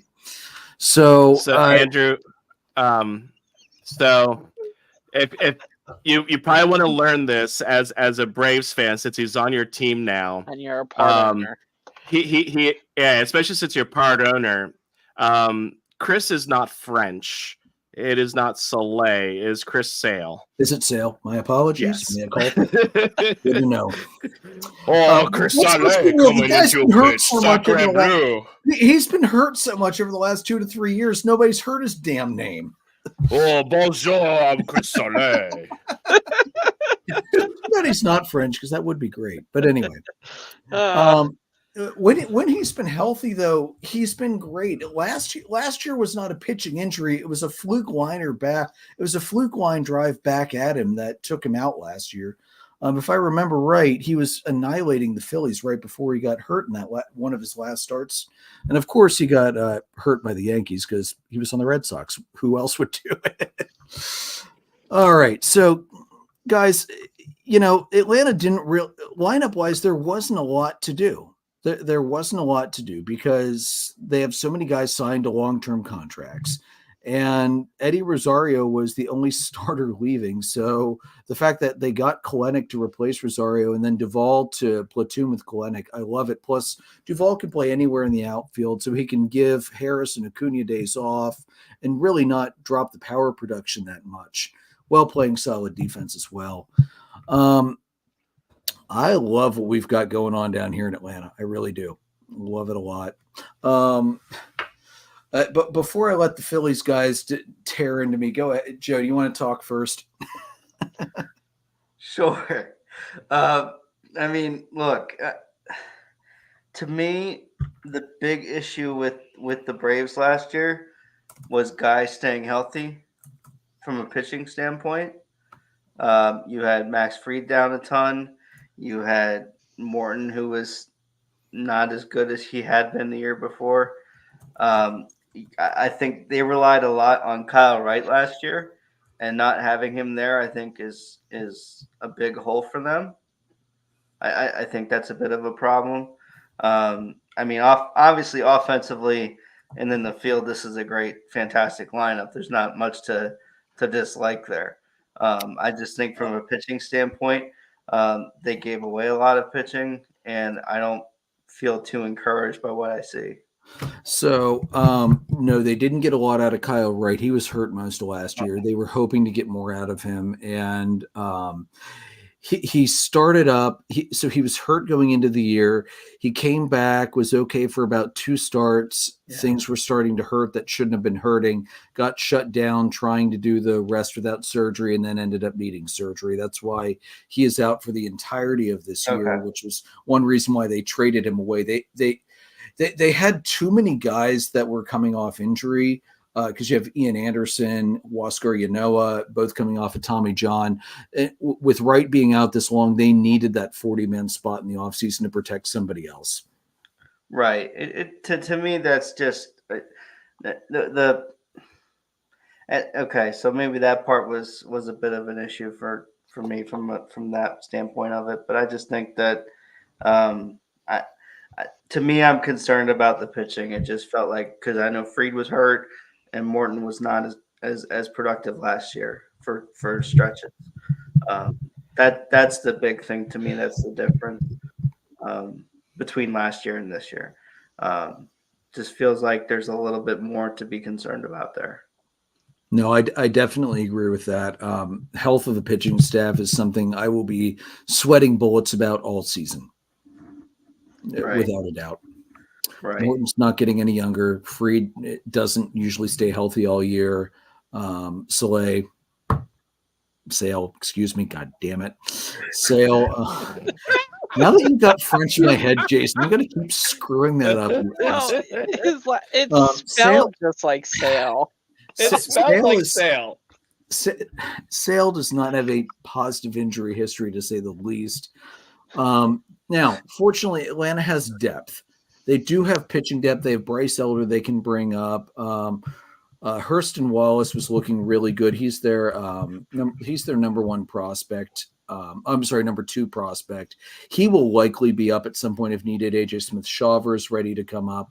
The best thing about Atlanta that you could say at this point for pitching depth is a lot of their best depth is pitching that is at the AAA level now and is ready to be pulled up if necessary, which, as much as I hate to admit it, is necessary, because that starting pitching, as good as it is, outside of Spencer Strider, has not proven itself to be durable over the long haul. I believe it's pronounced Stride A. No, that one I know. See, he didn't pitch for LSU, did he? Then it might be Stride A. I mean, how do you get Saleh out of Sale? Dude, I don't even know at this point. I'm not sure. Didn't you get your Braves ownership back on sale? No, it wasn't on sale. Trust me. It was on Saleh. No, I paid full price for my shares in Batra. Believe me, it was not a reduced price sale. I do have to say this. I'm not shocked that you haven't put Pat Sincavich's comment on the Braves conceding the division so they're not in the first round. I'm going to be honest. I was too busy watching Jason's snide comments in the group chat. I didn't notice. Conceding the division so they don't get the bye again. I don't see that happening one bit, Pat. I will say this. I don't think they're going to concede the division, but I do think they're going to lose the division, obviously. To the Phillies. Yeah. Well, it's definitely not going to be to the Mets, Ron. They could be a dark horse team. We'll get to dark horse later. Ron, go ahead. What are you thinking? I'll let Jason go last. Honestly, they not a lot has really changed from last year. A couple of guys here and there they brought in. The one I liked seeing them pick up, other than Chris Sale, was Adam Duvall. I enjoyed watching him. You were about to say like Duval, weren't you, before you quick corrected yourself at the last minute? It is Duvall, right? It's Duval. Oh, do whatever. Oh man, I hate name pronunciation. It's usually the Hispanic and Japanese names that catch me. It's not usually good old plain Jane non-francophone English names. But anyway, go ahead. Yeah, I don't see too much changing with them. Now, are we doing our predictions now? No, you can do your predictions later. Okay. You can just give your thoughts right now. Yeah, they're still almost the same team as they were last year. And it's a team that mashed. Tied for all-time home run lead in the regular season with the Yankees, if I remember right. Go ahead, Jason. I know you've been just chomping at the bit over there. I mean, the Braves are a good team. I think the Atlanta Braves have made some change. Bravos. Yeah, they've made some changes. I really just wish that Marcell Ozuna would not be on any roster, not just the Braves, but any roster, because he hits. I'm in complete agreement with you on that one. I know, because I mean, he hits women harder than he hits the ball. Not last year. I didn't see any arrests recorded. And then Kalenic, I'm torn on whether or not I like that a whole lot. He is going to be more of a platoon with Adam Duvall. But yeah, I mean, you still have Matt Olson. They're batting cleanup. You have Austin. He's protecting Austin. Is it Riley or is that one Riley? Last time I checked, it's future MVP Austin Riley. Not even top 5. You gotta finish in the top 5 first. Yeah, you gotta finish in the top 5 before I take you seriously. But I mean, their lineup is still gonna hit. Acuna's still gonna take advantage of the rule changes for stealing bases, as inflated as those numbers are gonna be. Their rotation does not scare me like their rotations in the past. I mean, outside of, the fact that Max Fried is a lefty is good for them, but outside of him and Strider, I don't really fear that rotation. I think a lot of it for Christophe Saleh would be if he can stay healthy. Yeah, I mean the Braves are they're gonna be in the playoffs. They're gonna be a great second place team in the wild card round. So, but no, like in all seriousness, man, the Braves are solid. The Braves are gonna they're gonna contend for years to come. So, yeah. Sales stats this spring training so far have been very, very, very good so far. 4 starts, 11 2/3. Obviously, they're managing the workload a little bit. 11 2/3, 17 strikeouts, and 1.2 WHIP. I mean, he's probably never going to be the massive strikeout machine he was with the White Sox when he was in his prime. I think everybody can agree that those days are behind him. His slider still has an impressive bite to it. And despite the fact that his fastball's lost a couple MPH from what it was at its peak, the fact that his slider still has that level of bite is encouraging to me. I just think it's a matter of if he stays healthy to really have the biggest impact that he can. No, without a doubt. Like he's looked great in spring. But as we've said multiple times, it's spring training. Who knows what's going to happen come the regular season if he'll be able to put the full season together. Yeah, definite agreement. I won't be shocked if Atlanta runs a pseudo 6-man rotation through parts of the summer. I mean, they're going to have Bryce Elder that they can pull up. Huascar Yanoa will probably be back up at some point, either coming out of the bullpen and long relief or spot starts. Remember, Ian Anderson will be back probably, I would say, around June. Starting rehab to come back. And Ian Anderson, while his regular season numbers have not always been spectacular, he has a ridiculous record in the postseason. So I'm excited to see Ian Anderson come back and see what's coming back from him. The depth is there. They've got Waldrop ready. They've got Smith-Shawver ready. The rotation concerns me because they can't stay healthy. And as much as it pains me to admit it, that is the biggest Achilles heel of this team. But Max Fried will likely be gone after the season. So he'll be replaced by younger guys who do not have the massive injury history that he has. Because as much as I'd love to see him come back, I'm not seeing a late spring training or mid-season extension like we saw with Zach Wheeler. I think he is going to test the market, and I think he's going to get 33 plus. I mean, if Blake Snell walking, 28 guys every 2 games on average can get 31 million, Max Fried should be able to get 33 to 35. Maybe the Phillies will pick him up and he'll stay in the division. I don't know that they're going to put that much money out for a guy that would be third in the rotation or second in the rotation. Could it happen? Absolutely. In the offseason, anything and everything can happen. We've seen it every year we've done this show. I don't think so. I honestly, as much as it pains me to say this, he's a California guy. I think LA, San Diego is most likely where he would end up as a free agent. And boy, it really hurts that because I'm really tired of watching the Dodgers pull this crap year after year and just bypass the luxury tax as well as they have. He'll just defer his whole salary. He's made enough money he can. It's nuts. All right, so let's start predictions. We'll make the Phillies guys go first. Ron, go ahead. I'm gonna put him at 98. 98. Ron, what place does that put them for you? I wasn't paying attention. Puts him in first. First? Love it. Jason? I was thinking 98 as well. So 98, second in division, and wild card number 3. No, I'm kidding. You're hilarious. I was like, who the hell do you have up above him?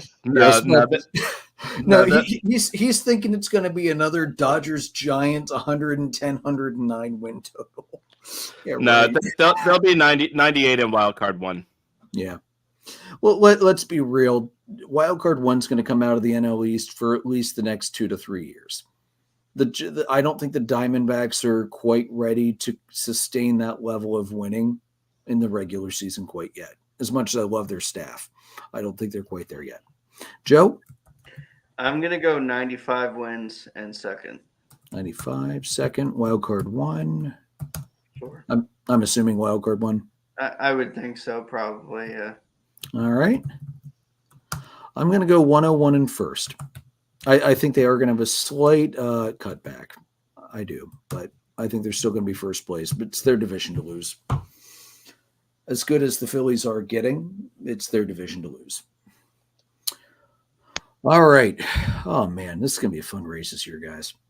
All right, let's roll into dark horses. My dark horse candidate, I guess it's the Phillies, even though I don't really think the Phillies are a dark horse. They are a legitimate shot to win the division, but I don't think the Mets are going to get hot enough, and I sure as hell don't believe enough in the Marlins or the Nationals to even consider them as dark horse. So I guess the Phillies are my dark horse pick for division.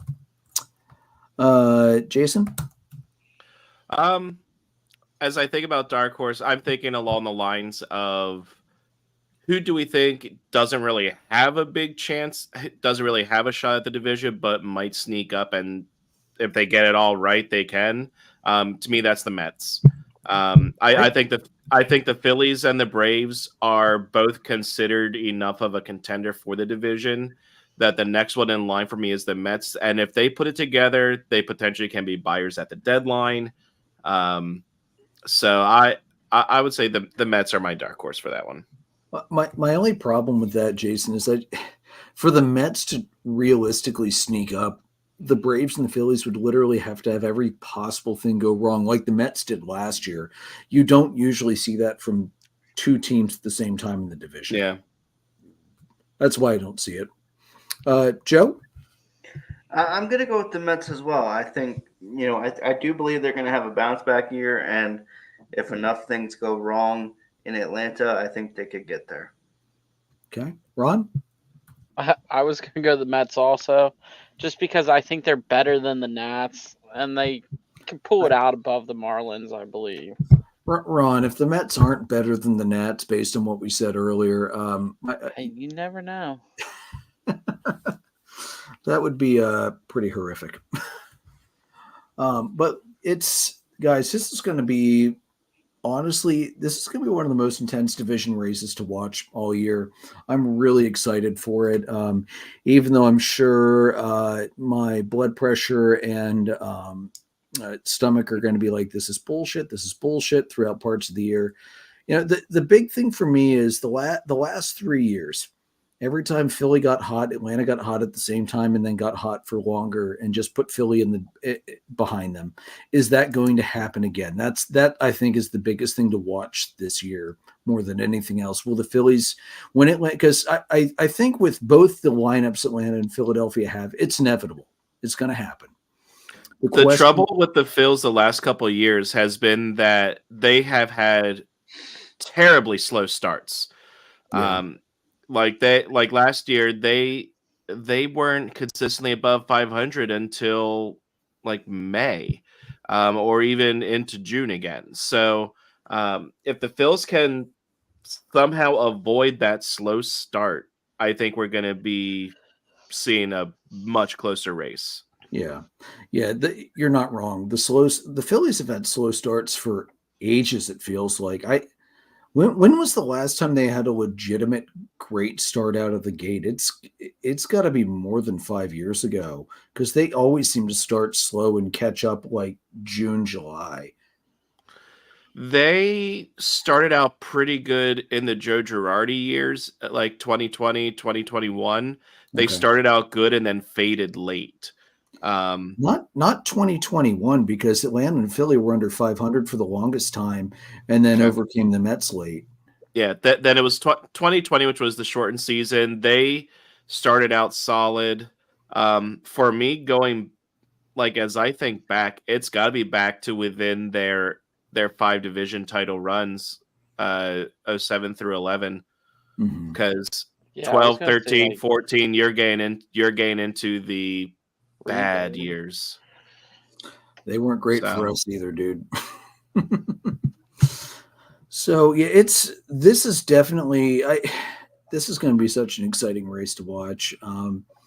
And honestly, we are so lucky that we are comprised of Braves, Phillies, and Cubs fans on the podcast because watching the NL Central and watching the NL East with as much interest as we will be watching it this year is going to be great. I think we're in for a lot of good years of baseball out of both of those divisions. And I think legit. Here's my I'm going to call it my crazy dark horse pick, but it's not really. I think all four of us, excuse me, Ron, all four of us are going to be looking at all of us being in the playoffs this coming October. I think it's a very legitimate shot. I think the Cubs are going to take the Central, and the Braves and the Phillies are going to be one in wild card in whichever order it happens to be. And then maybe one of these years, the MLBPA will hit Rob Manfred over the head with a metal baseball bat, knock some sense into him, and say, let's reseed so Braves and Phillies can finally be the fucking NLCS matchup that we've been waiting for, and not an NLDS matchup. I've been okay with it the last couple of years. Well, I'm sure you have. I haven't complained. World Series ring. But I just want to see them play 7. I just do. Also, I don't like the NLDS being 5. I wish it was 7 as well. So you just want to get that one extra game in there instead of it being a 3-1 series. We'll see. Like I said last year, you replay that series 100 times, it's probably going to be pretty damn close to a 50-50 outcome. It's just wild how quickly players heat up and freeze in the postseason. The Phillies bats were hot as hell against Atlanta, and then after 3 games with Arizona, they hit a wall. It's just the nature of the postseason. So it's gonna be super exciting to watch all year. The cheer wine, yeah, I know the cheer wine ale, whatever. By the way, find more of that and send it my way, please. I miss that beer. It'll probably have to wait until September. I can wait. I can be patient. I'll drink one to celebrate when the Braves knock the Phillies out this year. No, it's gotta happen first. Honestly, It'd be dude, the first time in history. It would be, although it's only happened 3 times, to be fair. It's not like there's a huge history of the Braves have been trying for decades and haven't been able to get past them. It's been 3 since times. The 90s. Yeah, that's not that long, considering 3 times since the 90s. Sorry. It's decades, though. Not really. All right. So more than one. Dude, we're not even averaging a series a decade at this point. Yes, we are. No, we're not. 90s. We're into the fourth decade, dude. 90s, aughts, 10s, and 20s. It's like And 3 to 4 years in. I'm not counting that another decade yet. You're about to turn 40, aren't you? This is fun, guys. That wasn't nice. Apologies. Actually, no, I take that back. Take it. All right, guys. Audio recordings are on Anchor, Spotify, Breaker, Google Podcast, Apple Podcasts, and anywhere else you can find podcasts. We're live on YouTube, Facebook, as well as Twitter. Merchandise is at redbubble.com/DDAB-podcast or on Facebook, facebook.com/dollardogsandbeer. Twitter pages at DDAB_podcast. All four of us are on Twitter. Ron's at Dipner Ron. I'm at Pyroloid314. Jason's at JRicker300. Joe's at JoltonJoe35. We're presented by Dark Arrow Podcast LLC and sponsored by Baron Barbershop over in Mannheim. Guys, may your dogs always cost $1. May your beer always be cold. This is going to be one hell of a season. We will see you in 2 weeks. We are off next week. So we will see you then. Au revoir.